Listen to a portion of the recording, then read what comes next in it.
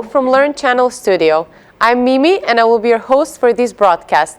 Today we will discuss on a very interesting topic, business writing skills and why a lot of professionals are missing this one out. Our newest guest will be Moataz Gomaa, who is a consultant and trainer in the fields of performance improvement, maintenance management systems, and soft skills.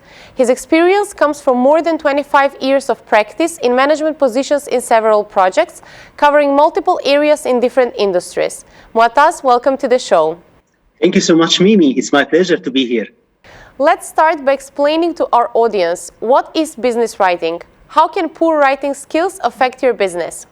In order to understand this, Mimi, I'd like to start by explaining or talking about some archaeological artifacts. This artifact is called the Rosetta Stone. Maybe our audience can see it on the screen right now. The Rosetta Stone was discovered in the 18th century. At this period, the pharaonic civilization or the ancient Egyptian civilization was just a big mystery. These people left a huge amount of written documents and information, and nobody can read it because the language was dead at this time. So it was just like a closed box. Through the Rosetta Stone, which was discovered during the French invasion of Egypt, and through the efforts of one intelligent person who is Francois Champollion, he was able to decipher these three pieces of text that was written in the Rosetta Stone. One of them was the ancient Egyptian language, and the other two was other ancient but known languages, not dead languages. And through comparison over big number of years, he was able to decipher. And then the floods of knowledge was open. Now we can understand everything about Egyptian civilization. Writing preserve knowledge. This is the key issue. And when it comes to business writing is a skill. And through this skill, you should be able to preserve all the knowledge, your personal knowledge, your company knowledge, and so on. So this is the simplest definition of business writing. And if you cannot preserve this knowledge, then you have different kinds of problems and suffering that will happen to your business later. Based on your experience, can you tell us more about the skills gap in the business writing? Sure. I will convince you about the existence of this gap through my actual experience, because over 11 years, this was business writing or technical report writing or incident writing in Arabic and in English. So we have different versions of this program. I delivered this program more than 45 sessions over 10 years. And this is a huge number. This is by far my most repeated session. This proves that this topic is in demand. This proves that this is a gap existing in a lot of companies where suddenly they are not satisfied about the level of information being shared inside this company. Following the previous question, is the skills gap a solvable problem, and what is the best way to solve it? Well, of course, it is a solvable problem. The best way to solve it is simply systematic training. So you see, business writing, just like any other soft skill, it can be trained. There is steps to follow. There is structured training programs to go through. And through these training programs, we develop two things at the same time: the personal skill and how to use this personal skill in business. And we have to understand business writing is different from literature writing. Literature writing is about imagination, predictions, and so on. However, business writing is simply about communicating facts. It should be concise. It should be for preserving of the knowledge. Josh Bernoff is the author or co-author of 6 business strategy books. He states that fuzzy writing allows fuzzy thinking. What are your thoughts on this? I'm in total agreement with this statement, actually, because what is the word fuzzy writing? Fuzzy writing is simply like going down a road. You are traveling, you're driving down a very big road, and there is absolutely no signs. You don't know where you are. You don't know where is the next exit, and so on. So fuzzy writing is like this. When do we see fuzzy writing? If I read an email and then I ask myself, okay, I don't understand what is the point of view of the writer. What does what is he looking for? What do I need to do after reading it? If I cannot answer these questions properly, then the writing is not done properly, and it will be a waste of time, waste of effort, and waste of information as well. Employee performance can also suffer because of poor written communication. What is the right solution for this situation, and what is your take on proper communication training being a must in organizations? Thank you for this very important question. You see, reporting in business is a must. Let's go back to the word communication itself. Now, when I'm communicating to someone face-to-face, I am using three tools at the same time. I am using the body language, the voice, and the included text or the words. In telephone communication, we only use the voice and the words in this case. And in written communication, we only use the words. Now, in face-to-face communication, the most prominent factor is the body language. And also in telephone communication, the voice is the most prominent factor here. But these two ways are immediate. There is no way for correcting or taking what you said back and so on. However, in written communication, we have a unique feature, which is we can rearrange the topic, we can correct our words, we can reorganize our ideas, and so on. And that's why most companies, reporting is a must. Written reports about your actions, about your clients, different kinds of documentation existing in any company. The whole structure of quality management depends on documentation. Even in ISO, there is a very famous statement: document what you do, then do what you documented. So the word document is written twice in this case. So to solve this situation, we must first get the proper training, and then keyword here is develop standards. Standards for internal communication inside the company, which means developing specific forms to fill and specific ways to fill these forms, having our internal policies and so on. Thrivers Academy, in one of their articles, is sharing the following theory. A few grammatical or punctual errors may seem minor, but people do notice, and they tend to think that those who don't write well are less intelligent than those who do. What is your take on this?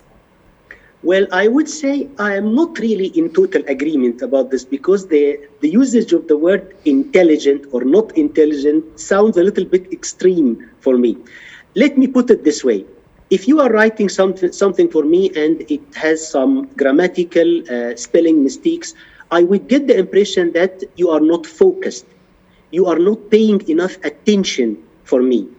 The idea is less intelligent can be, well, a little bit down the road, or maybe because of a lot of mistakes and so on. It can even reflect poor education level. However, I would put it this way. Imagine that you are talking to someone and it's an important topic, but this person is using his mobile or not keeping eye contact with you. You will immediately feel that he is not paying enough attention to you in this case. And this will create some barriers or maybe stop the flow of communication altogether. So yes, we have to pay very proper attention first to the sequence of our idea, because transferring the idea is the most important one. Next, to think about these grammatical and punctuation mistakes, which can be, well, really problematic in this case. And it can give the impression of less interest in writing this document or form. A Los Angeles Business Journal article explained that billions of dollars are lost due to insufficient writing skills among business people. It happens, for example, a customer does not understand the email, marketing tool, or proposal by a company because of wrong grammar or awkward style and tone. What is your prediction if this continues? My prediction is a huge negative impact on the company. Let me give you share an actual examples that happened with one of my clients before. He received an email that was written like this. The report is now presented in details, okay? But the report was missing a lot of elements. At the end, we discovered that the writer, the original sentence should have been, the report is not presented in detail. So instead of the letter W, they put, sorry, instead of the letter T, they put the letter W. Now the meaning is totally different because the writer, he was meaning that he will send other details later. But the receiver, he read the word now, not the word not, okay? So there is a switch only in one letter. Now, it's not a grammatical mistake. Both of them are grammatically right, and both of them are right from the spelling point of view. However, the meaning is totally different. So this is how much you need to pay attention. Otherwise, the company will really suffer in this case. How can this change or overcome? Is investment in business writing training one of the options? Absolutely, yes. It's one of the best investments. And I would say the ROI, or return on investment in this case, is huge. This is what happened because in the beginning of my career, I focused on developing some very effective material related to business writing and technical business writing and so on. And because of this, this session was requested a lot because of the gap that we talked about in the beginning of our discussion, and because it produced a lot of positive feedback from the people. Now we have a structure. Now we know how to construct a document. Now we understand what are the basic elements we are looking for. So yes, it is a very important investment to close this gap if it exists in a company. Last but not least, what are some of the top principles and techniques for effective business writing? Okay, now let's get into serious business. Now, if you want to produce a proper business document, you have to answer 4 questions in this specific sequence. What am I writing? Who am I writing for?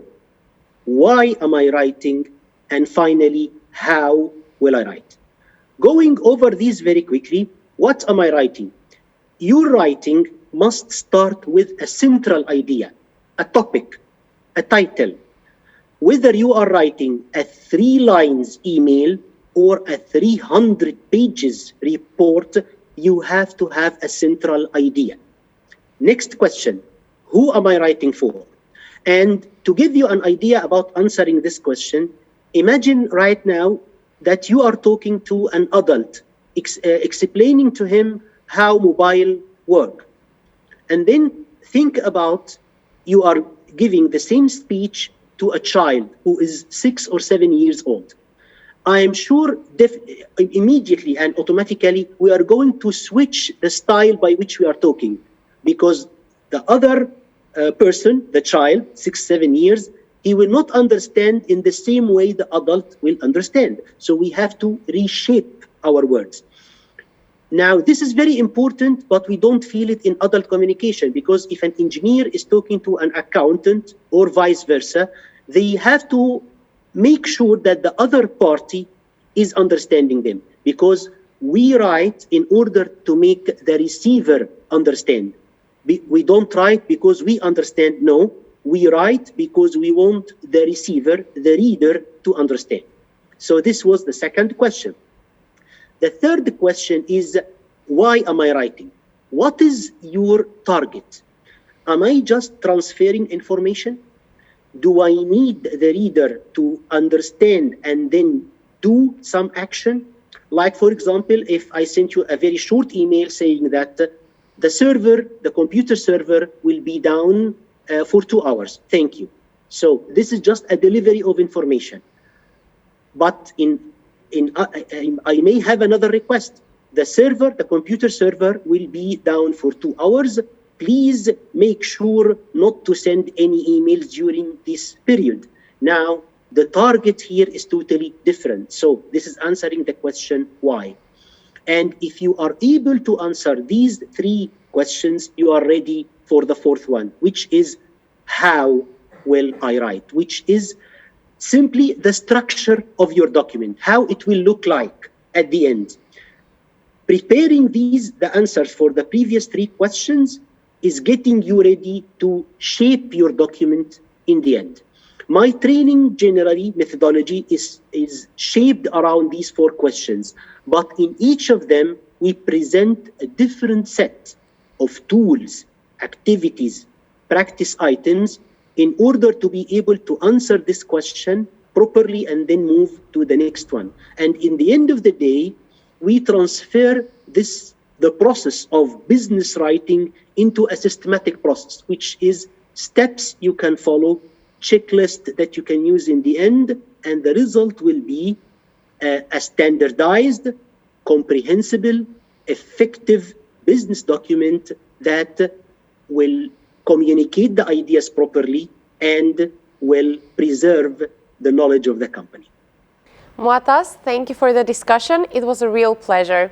Thank you so much, Mimi. It's my pleasure to be here at Learn, and thank you for all my listeners. Ladies and gents, thank you for joining our live stream and staying with us until the end. You can check the recordings of our episodes on the YouTube and Vimeo channel. Feel free to suggest a hot topic you would like us to cover, and we'll review it with our team of experts. Until next time, stay tuned.